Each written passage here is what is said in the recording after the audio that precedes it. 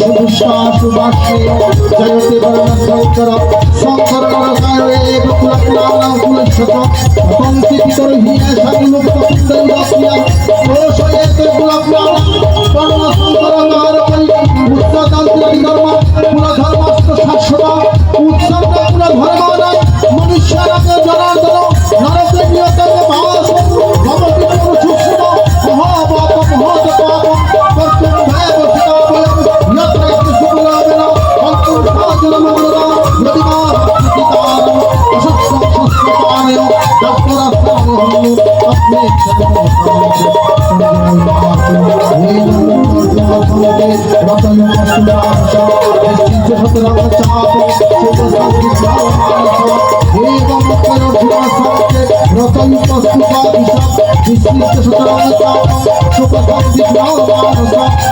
আপনি শ্রী মহাভারতে সংহিতায় বয়াসিকাং বিষ্ণু পর্বণি শ্রীমদ্ ভগবদ্গীতাসু উপনিষৎসু ব্রহ্মবিদ্যায়াং যোগশাস্ত্রে শ্রীকৃষ্ণ অর্জুন সংবাদে অর্জুন বিষাদ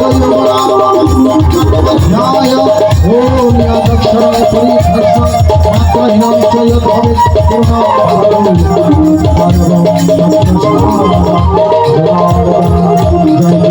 জয় গীতা জয় গীতা বল জয় রাধে। যখন কুরুক্ষেত্রের যুদ্ধে কুরুপক্ষ এবং পাণ্ডব পক্ষ যখন যুদ্ধের জন্য প্রস্তুত, তার আগে যে ধৃতরাষ্ট্রের যে স্ত্রী সহধর্মিণী যে গান্ধারী, তার কাছে তার পুত্রগণ যে 100 পুত্র দুর্যোধন দুঃশাসন দুর্মুখ এভাবে করে 100 জন পুত্র ছিল কার? ধৃতরাষ্ট্রের। এবং পাণ্ডুর পুত্র ছিল 5 জন। এরা যেমন 5 জন আছে যে পঞ্চ পাণ্ডবের মতো, এদের 5 ভাইকে দেখে আমার সে পঞ্চ পাণ্ডবের কথা মনে পড়ে গেল।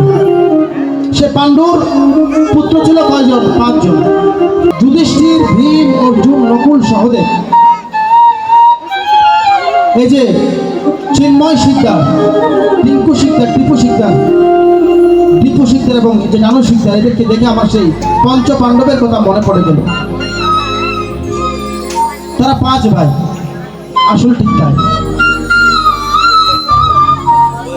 তো এই যে ধৃতরাষ্ট্রের যে স্ত্রী গান্ধারী, তার কাছে তার 100 জন পুত্র যুদ্ধের জন্য আজ্ঞা নিতে গেছে।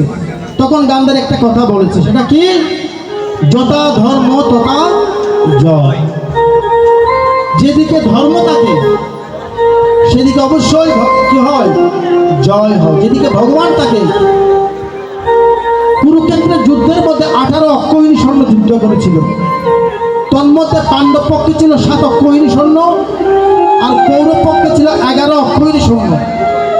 কৌরব পক্ষে যে যোদ্ধারা ছিল, তারা ছিল এমন যোদ্ধা, তারা একজন চাইলে সমস্ত যুদ্ধ শেষ করে দিতে পারত। যেমন পিতামহ ভীষ্ম কেমন যোদ্ধা ছিলেন, গঙ্গা পুত্র, তিনি একজন চাইলে সমস্ত যুদ্ধ শেষ করে দিতে পারত। তিনি অংশগ্রহণ করেছেন কার পক্ষে?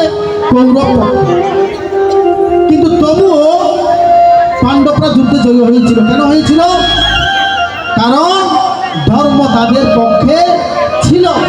স্বয়ং ভগবান, স্বয়ং নারায়ণ, অনাদি আদি গোবিন্দ সর্বকারণ কারণ যার পক্ষে ছিল, তারই জয় হয়েছে। হরিবল জয় রাধে। এই জীবনে, এই সংসারে আপনাদের যতই জ্বালা যন্ত্রণা ব্যথা থাকুক না কেন, যদি ধর্মকে আপনি ধারণ করতে পারেন, ধর্মকে আপনি লালন করতে পারেন, তাহলে অবশ্যই আপনার একদিন জয় হবে। হরিবল জয় রাধে। হরিবল। গান্ধারী কিন্তু চোখে দেখত। গান্ধারী কিন্তু ধৃতরাষ্ট্রের মতো অন্ধ নন। ধৃতরাষ্ট্র ছিল জন্মান্ত, কিন্তু তবুও গান্ধারী তার চোখে কাপড় বেঁধে রেখেছিল। কেন রেখেছিল? কারণ তিনি বলছিলেন, পতি হলো সতীর গতি। একটা কথা মনে রাখবেন, পতি হলো সতীর গতি। ছেলে মেয়ের জন্য যেমন মা বাবা শ্রেষ্ঠ গুরু, ঠিক তেমনি স্ত্রীর জন্য তার পতি হলেন শ্রেষ্ঠ গুরু। ধৃতরাষ্ট্র অন্ধ, সে চোখে দেখে না, এজন্য গান্ধারী তার চোখে কাপড় বেঁধেছিল। তিনি কিন্তু চোখে দেখতে পেতেন, তবুও তিনি কাপড় বেঁধেছেন কি জন্য? আমার স্বামী এই জগতের আলো দেখে না, আমি কি জন্য দেখবো? এরকম নারী আমাদের সমাজ আজকে কয়টা আছে বলেন, যার জন্য সমাজ আজকে রসা চলে যাচ্ছে? হরি বল, এগুলি বলতে হবে, এগুলি হলো আসল কথা। আমাদের সমাজে আজকে নারীর সতীত্ব নাই বলেই আজকে আমাদের এই দুর্দশা। হরি বল জয়রাম। নারীর সতীত্ব হলো জগতের কি অলংকার, পৃথিবীর অলংকার একজন সতী নারী। যদি আমরা পরিবারে সেই স্বামীর প্রতি স্ত্রীর যা কর্তব্য, স্ত্রীর প্রতি স্বামীর যা কর্তব্য, মাতা পিতার প্রতি তার সন্তানের যে কর্তব্য, সন্তানের প্রতি মাতা পিতার যে কর্তব্য, সেটা যদি আজকে সঠিকভাবে হতো, তাহলে আমাদের সকলের পরিবার আজকে বৃন্দাবনে পরিণত হতো, খুব সুন্দর হতো। কিন্তু আজকে আমাদের সেই শিক্ষা আমরা পাচ্ছি না। এটা কিন্তু পারিবারিক শিক্ষা, পরিবার থেকে সে শিক্ষা ছোটকাল থেকে দিতে হয়, বড় হয়ে কিন্তু আর সেটা সময় থাকে না। এই জন্য বলেছেন সময় গেলে সাধন হবে না, সময় গেলে সাধন হবে না। ওরে সময় গেলে, সময় গেলে সাধন, ওরে দিন থাকিতে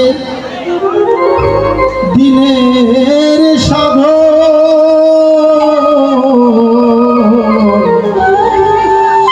কেন করলি না রে মন, কেন করলি না? সময় গেলে সাধন হবে না। লালন সাইজি লিখেছেন, অসময়ে কৃষি করে মিছামিছি ফেটে মরে। আমি যদি অসময়ে কৃষি কাজ করি ফলন হবে না। অসময়ে কৃষি করে মিছামিছি ফেটে মরে, অসময়ে কৃষি করে যদি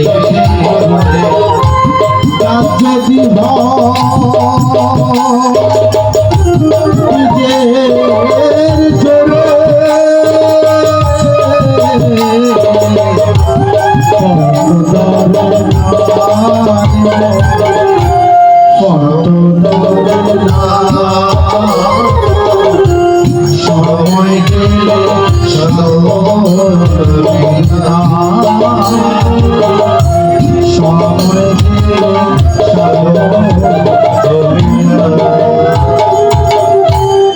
অনেক সময়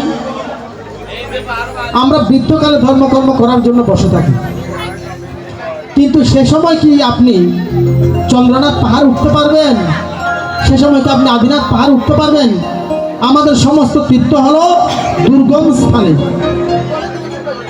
সেখানে কি যাওয়া সম্ভব হবে? আপনি কি সঠিকভাবে ত্রিসন্ধ্যা করতে পারবেন? আপনি কি আসন পেতে বসে 1 ঘন্টা বসে আপনি ভগবানের প্রার্থনা করতে পারবেন?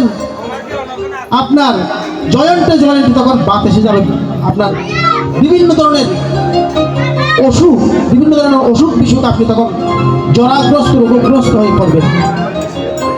বৃদ্ধকালে ধর্ম করবো আর কি, সেই সময় সুযোগ কিন্তু আর হয়ে উঠে না। অনেক সময় দেখা যায় অনেকে আছে, টাকা আছে প্রচুর, যাবো আর কি, আমি ভারতে গিয়ে গঙ্গায় গিয়ে একটু শুদ্ধ করে আসবো, আজকে যাব, কালকে যাব, পরশু যাবো, এভাবে করে করে সময় চলে যায়, কিন্তু আর যাওয়া হয় না। হয়তো একদিন জমেছে তাকে নিয়ে গেল। এজন্যে কোনো কাজ কালকের জন্য ফেলে রাখবেন না। When is the most important time? Now is the most important time. প্রকৃত সময় কখন? এখনই, আজকে থেকে। When is the most important time? Now is the most important time. এখনই প্রকৃত সময়। এটা রাবণ থেকে শিক্ষা নিয়েছিল স্বয়ং ভগবান হয়েও শ্রী রামচন্দ্র। তিনি সব কিছু জানেন, তবুও রাবণকে একটু বড় করার জন্য তিনি রাবণ থেকে দুই একটা রাজনীতি শুনেছিলেন, রাজনীতির শিক্ষা গ্রহণ করেছিলেন। রাবণ বলেছিলেন, যখন রাবণকে বধ করেছেন স্বয়ং রামচন্দ্র, তখন রাবণের পাশে গিয়ে, রাবণ ছিল বিশ্বপণ্ডিত, বিশ্বজয়ী, তখন রাবণের পাশে গিয়ে শ্রী রামচন্দ্র বললেন, আপনি বড় পণ্ডিত, দেখেন আমাদের ধর্ম কিরকম। রাবণকে শিক্ষা দিয়েছে পরনারী হরণ করার জন্য, তাকে শিক্ষা দেওয়া হয়েছে ঠিক, তাকে মারা হয়েছে ঠিক, কিন্তু আবার তার কাছ থেকে আবার ভগবান জ্ঞানটাও নিয়েছেন, শিক্ষাটাও নিয়েছেন আবার, যেটা ছিল রাজনীতির শিক্ষা। আপনি তো মহাপণ্ডিত, বিশ্বজয়ী পণ্ডিত, আপনি তো বিশ্ববিখ্যাত, আপনি দু একটা রাজনীতির শিক্ষা আমাকে দেন। তখন রাবণ বলেছিল, আমি এই পৃথিবীতে ক্ষীরোদ সাগর, দুধের সাগর বানাবো বলে আমি চিন্তা করেছিলাম। পৃথিবী থেকে স্বর্গ পর্যন্ত সিঁড়ি দেব, কিন্তু সেটা আমার করা হয়ে উঠেনি। এজন্য শিক্ষার্থী যারা আছে, স্টুডেন্টস যারা আছে, আমি স্টুডেন্টসের কথা বলবো, যারা শিক্ষার্থী আছে, প্রত্যেক মানুষই, শিক্ষার্থীদের জন্য এটা আরো বেশি প্রয়োজন যে আজকের পড়া কালকের জন্য আমি ফেলে রাখবো, তাহলে সে পড়ার করতে হবে না, পরীক্ষায় আর ভালো রেজাল্ট করতে হবে না। প্রত্যেকের জন্য কথাটা জরুরি। আজকের কাজ কালকের জন্য ফেলে রাখা উচিত নয়। তখন রাবণ বলল, আমি যেগুলি খারাপ কাজ সেগুলো আগে করে ফেলেছি, এই জন্য ভালো কাজগুলি আমার আর করা হয়ে উঠেনি। আপনারা কিন্তু ভালো কাজগুলি আগে করবেন। যদি আপনাদের মনের মধ্যে খারাপ কাজ আসে, এটা ফেলে রাখবেন যে আমি এটা পরে করবো, কিন্তু ভালোটা আগে করবো। ভালোটা করতে করতে দেখবেন যে আপনি খারাপটা ভুলে গেছেন, এটা করা হয়ে ওঠেনি। তখন আপনি আপনার জীবন সার্থক, আপনি যে কোনো কিছুতে আপনি গেইনার হবেন, বিজয়ী হবেন। এই জন্য কোনো কাজ ফেলে রাখা উচিত নয়, এবং ভালো কাজগুলি আগে করে ফেলা দরকার। এবং ছোটোকাল থেকে ধর্মীয় লাইনে, ধর্মীয় শিক্ষায় আমাদেরকে শিক্ষা অর্জন করা উচিত। আমরা প্রাতিষ্ঠানিক শিক্ষা অর্জন করব ঠিক, আমাদের ভরণ পোষণ চালাতে আমাদের প্রাতিষ্ঠানিক শিক্ষা অর্জন করতে হবে, তার পাশাপাশি আমাদের ধর্মীয় শিক্ষা গ্রহণ করতে হবে। কেননা নাহলে পরিবার কখনো, সমাজ কখনো সুন্দর হবে না। আজকে পারিবারিক শিক্ষা সুষ্ঠু নয় বলেই চারিদিকে আমাদের যে ভবিষ্যৎ প্রজন্ম, ফিউচার যে জেনারেশন, এদের মধ্যে আদব কায়দা, ভক্তি শ্রদ্ধা কিন্তু টোটালি নেই। কেন নাই? তারা পরিবার থেকে সে শিক্ষা পাচ্ছে না। এটা ওদের দোষ নয়, এটা মা বাবার দোষ, মা বাবার দোষ। ছোটকাল থেকে একটা ছেলেকে যেভাবে শিক্ষা দেওয়া হয় সেভাবেই গড়ে উঠবে। নরম মাটি, আপনি সেই মাটিকে কি বানাবেন সেটা আপনার ব্যাপার। আপনি সেটাকে কলসি বানাতে পারেন, হাঁড়ি বানাতে পারেন, যে কোনো ধরনের আপনি রূপ দিতে পারেন। যদি সেটা নরম থাকে, শক্ত হয়ে গেলে আর পারবেন না। কাঁচায় নানোয়ালে বাস, পাকলে করে ঠাঁস ঠাঁস। অনেক কথা বলার আছে, কিছু কিছু যে কথাগুলো আমাদেরকে এখন গিয়ে পরিবারে কাজে লাগবে, আমাদের সেগুলি বলতে হবে। এত উচ্চমার্গের কথা বলেন আপনি, যে কথাগুলো আমাদেরকে এখন পরিবারে গিয়ে লাগবে, আমাদের সে কথাগুলি বলতে হয়। হরি বল জয়। আর মা বাবাকে কখনো কষ্ট দিও না, আমি বলছি হরি বল জয়। মা বাবাকে কোনোদিন কষ্ট দিও না, নিজের জীবন চলে যাক কিন্তু মা বাবা যেন কষ্ট না থাকে। হরি বল।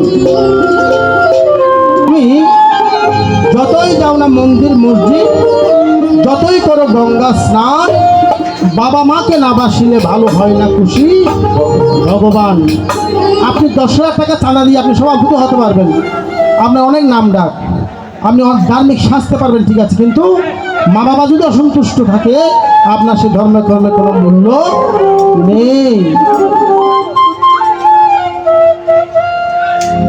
যতই যাও না মন্দির মসজিদ, যতই যাও না মন্দির মসজিদ, যতই করো বাবা মাকে না বাসিলে ভালো হয় না খুশি ভগবান। বাবা মাকে না বাসিলে ভালো হয় না খুশি ভগবান।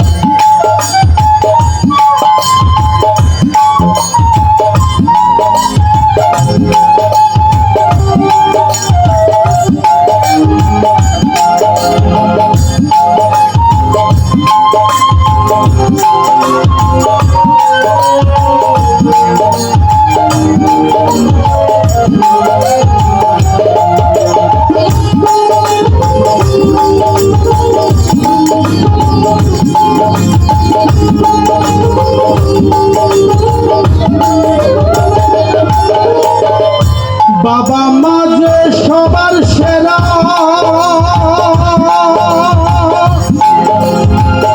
এই জগৎ সংসারে তাদের সেবা করলে পাবি সকল দেবতারে।